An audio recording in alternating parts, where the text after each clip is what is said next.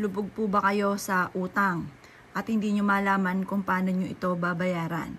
Kayo po ay masipag, matyaga, lahat na po ay nirakit ninyo pero lagi ka pa rin minamalas. May ituturo po ako mga bossing ko sa pamamagitan ng kuntil mga bossing ko ng luya. Yung mga anak po yan mga bossing ko. Yan po ay tunay namang marami na rin nagpatotoo na sila po ay sinuwerte po dito at imbis po sila ay laging walang pera, nakaka-attract sila ng swerte sa pera. Yung bang tipo na wala sa kanyang isipan na gawin ang mga bagay, tapos nagagawa niya yung mga bagay, yung pala'y kaya niya ito nagawa, ay dito pala'y magkakaroon siya ng maraming pera at makakabayad sa kanyang mga pagkakautang. Ngayon po mga bossing ko, kung ikaw ay may alinlangan sa mga gantong mga pamamaraan, huwag ka munang gagawa ng ganito. Baka ikaw ay maiamutlaang at ikaw ay kaampo ninyo, ay hindi ka naman po nagkakaroon ng pera o hindi ka sinuswerte.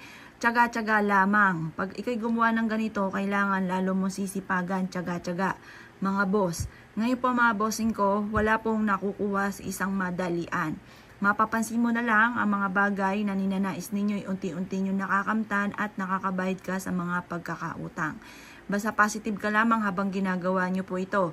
O kunin ang inyo pong pitaka, alsin nyo muna ang mga laman po niyan. Ipagpag sa liwanag ng sinag ng araw. At pagkatapos mga bossing ko, kumuha kayo mga bossing ko ng ganito, kuntil ng luya.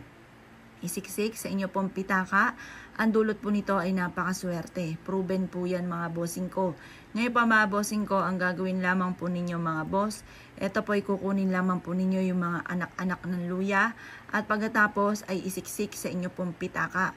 Sabihin sa inyo pong pitaka na kailanman ay hindi ka na mamumblema tungkol sa usapin ng pera. Maraming pera ang darating sa inyo. Bukod sa inyo pong pagiging masipag at matyaga, makakamit lahat ang mga pinapangarap. Magkakaroon ka na napakaraming pera. Kailanman ay hindi magiging pahirapan sa'yo na kumita ng pera. Ganon ang pag-wish mga boss ha.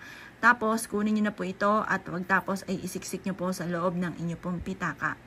Positive lamang kada kayo ay kukuha ng pera sa inyo pong pitaka, lagi nyo sasabihin, babalik ka kagad at magtawag ka pa ng maraming kasamahan ninyo. Ganon ang pag-wish ha mga boss. Ito po ay proven. Ngayon, kung ikigagawa ng ganito, huwag nyo na po munang ipagsasabi. Hayaan nyo na muna na magkaroon ka muna ng maraming pera. I-share nyo na lang ang ating video para malaman po nila at marami rin po makagawa ng ganito.